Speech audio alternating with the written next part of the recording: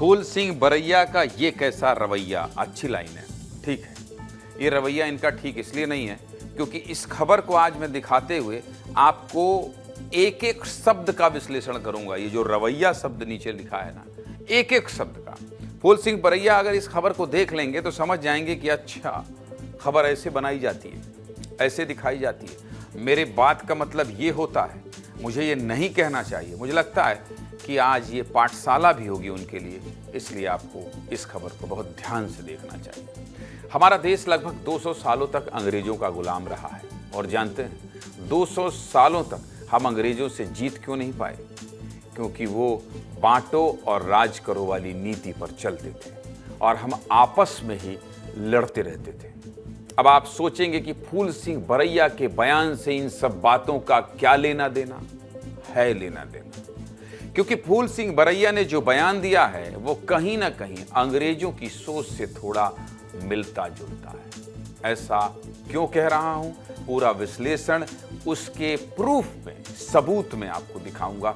देखिए, मंगलवार को भोपाल के समन्वय भवन में एक कार्यक्रम हुआ। इस कार्यक्रम में पूर्व मुख्यमंत्री दिग्विजय सिंह, झारखंड कांग्रेस के प्रभारी के राजू, आदिवासी कांग्रेस के राष्ट्रीय अध्यक्ष विक्रांत भूरिया, विधायक ओंकार सिंह मरकाम और फूल सिंह बरैया शामिल हुए। इस कार्यक्रम में फूल सिंह बरैया ने भी भाषण दिया और एक दो नहीं बल्कि कई ऐसे बयान दिए जो विवादित बयान की श्रेणी में आते। पहले तो फूल सिंह बरैया ने SC/ST विधायक और सांसदों को लेकर टिप्पणी की। बरैया ने बाबा साहब अम्बेडकर का हवाला देते हुए कहा कि अगर देश से ऊपर धर्म होगा तो हमारे प्रतिनिधि ऐसे हो जाएंगे जैसे कुत्तों के मुंह पर पट्टी बंधी हो। काटने की बात तो छोड़िए, वो भौंक भी नहीं सकते। पहले आप फूल सिंह बरैया का बदला हुआ रवैया सुन लीजिए, फिर आगे बात करते हैं। सुनिए। बाबा साहेब अम्बेडकर ने इसके ऊपर कहा था कि जॉइंट इलेक्टोरेट में प्रवेश करने के बाद हमारे प्रतिनिधि कैसे हो जाएंगे? जैसे कुत्ते के मुंह पर बंधी पट्टी। तो इसका कारण क्या है कि कुत्ते को भौंकने की छोड़िए, काटने की छोड़िए कुत्ते को, कुत्ता भौंक भी नहीं पाएगा।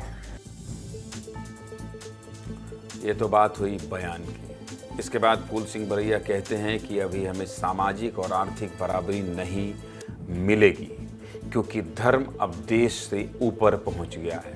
अल्पसंख्यक तो बाद में बने, पहले तो ये सब हमारे ही वर्ग में थे। और इनके बारे में लिखा है कि इन्हें पढ़ने का अधिकार नहीं, पढ़ेगा तो जीभ काटेंगे, सुनेगा तो शीशा पिघलाकर कान में भरेंगे। कहाँ से ले आए ये सब थ्योरी? देखेगा तो आंख फोड़ देंगे और चलेगा तो गले में हांडी लटका देंगे। बरैया का ये बयान भी सुनिए। 6743 जातियों के बारे में लिखा है, जिसमें schedule tribe, schedule caste, minority भी है। ओबीसी है, माइनॉरिटी तो बाद में बना, पहले तो ये हमारे वर्ग था। क्या लिखा है कि इसको पढ़ने का अधिकार नहीं, पढ़ेगा तो जीभ काटेंगे, सुनेगा तो कान में पिघला के शीशा भरेंगे, देखेगा तो आंखें फोड़ेंगे और रास्ते पर चलेगा तो उसके मुंह में हंडी लटकाएंगे, क्योंकि थूकेगा तो जमीन गंदी हो जाएगा, पवित्र हो जाएगी, पीछे झाड़ू लगा देंगे। चलिए, दो बयान आपने सुन लिए। अब आपको बरैया का एक और बयान सुनवा देते हैं।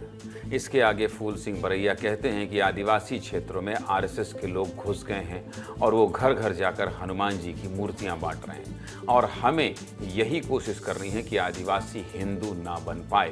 अगर आदिवासी हिंदू बन गया तो जिंदा ही मर जाएगा। अगर आदिवासियों को बचाना है तो उन्हें सरना धर्म अपनाना होगा। सुनिए, सरना धर्म के बारे में क्या बोल रहे हैं बरैया। ट्राइब के क्षेत्र में अभी RSS के लोग घुस गए हैं और हनुमान जी की मूर्ति बांट रहे हैं। ये ट्राइब अगर धार्मिक हिंदू बन गया तो समझिए ट्राइब जिंदा ही मर जाए, इसको बचाने का कोई रास्ता नहीं है। इसलिए मैं आपसे कहना चाहता हूं, इसका एक रास्ता है, हम कोशिश करें कि हमारा आदिवासी हिंदू ना बन पाए। अगर आदिवासी सरना बन जाए तो आदिवासी का भी मुक्ति का मार्ग निकल सकता है। चलिए, अब आपको कांग्रेस विधायक के तीनों बयान हमने विस्तार से सुना दिया। लेकिन इन बयानों में फूल सिंह बरैया एक शब्द का बार बार इस्तेमाल कर रहे थे, और वो शब्द क्या है जानते हैं? वो शब्द है ज्वाइंट इलेक्टोरेट। 7 मिनट 14 सेकंड के इस भाषण को आप ध्यान से सुनेंगे तो आपको पता चलेगा कि बरैया बार बार कह रहे हैं कि देश में सेपरेट इलेक्टोरेट होगा तो आदिवासियों का भला होगा, और अगर ज्वाइंट इलेक्टोरेट होगा तो ऐसे ही आदिवासी पिछड़ते रहेंगे। अब ये ज्वाइंट इलेक्टोरेट और सेपरेट इलेक्टोरेट क्या होता है ये भी आपको समझा देता हूं। आप तो जानते हैं, विस्तार में एक एक शब्द का विश्लेषण होता है। देखिए, ज्वाइंट इलेक्टोरेट का मतलब होता है जब सभी लोग मिलकर चुनाव में हिस्सा लेते हैं और अपना प्रतिनिधि चुनते हैं। चलिए आपके लिए और आसान कर देता हूं। मान लीजिए कि किसी विधानसभा सीट पर कोई हिंदू उम्मीदवार खड़ा है और उस विधानसभा में सभी धर्मों के लोग रहते हैं, तो ऐसा तो होगा नहीं कि मुसलमान वोट नहीं करेगा या सिख वोट नहीं करेगा या ईसाई वोट नहीं करेगा, सब वोट करेंगे ना। इसी व्यवस्था को कहते हैं ज्वाइंट इलेक्टोरेट, यानी सभी लोग साथ मिलकर एक उम्मीदवार को वोट करें। वो बात अलग है कि आप इनको पसंद करते हैं, आप इनको पसंद करते हैं, लेकिन सेपरेट इलेक्टोरेट में क्या होता है? अगर हिंदू उम्मीदवार खड़ा है तो सिर्फ हिंदू ही वोट करेगा, बाकी कोई वोट नहीं करेगा। और इस सेपरेट इलेक्टोरेट की शुरुआत पहली बार साल 1909 में हुई थी, जब अंग्रेजों ने बांटो और राज करो वाली नीति के तहत मुसलमानों के लिए सेपरेट इलेक्टोरेट की व्यवस्था की थी। फूल सिंह बरैया नहीं सोचे होंगे कि उनके बयान का ऐसा विश्लेषण विस्तार न्यूज करेगा। इसके बाद क्या हुआ? इसके बाद साल 1932 में दलितों के लिए भी सेपरेट इलेक्टोरेट लागू हुआ, लेकिन 1932 में ही महात्मा गांधी ने इसका विरोध किया और इस व्यवस्था को बदला गया। 1950 में संविधान सभा के अंदर भी ये मुद्दा उठाया गया था और संविधान सभा ने इस सेपरेट इलेक्टोरेट को पूरी तरह से अस्वीकार कर दिया था, यानी खारिज कर दिया था। और हाँ, सबसे जरूरी बात, इस संविधान सभा में डॉक्टर भीमराव अंबेडकर भी थे, जिनका हवाला देकर बरैया ये सब बयान दे रहे हैं। बरैया जी देख लीजिए और सुनिए।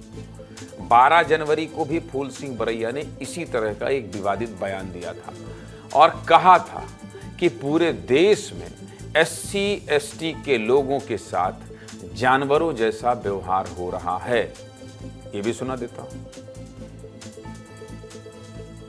खेत खलियानों में, चाहे रोड पर, चाहे दफ्तरों में शेड्यूल कास्ट के लोगों के साथ वो ज्यादती हो रही है जो एक जानवर के साथ भी नहीं होती है। तो यहाँ पर हम लोग बात कर रहे हैं कि जो संविधान में हमें आज़ादी मिली थी शेड्यूल कास्ट शेड्यूल ट्राइब के लिए, वो आज़ादी बहाल हो।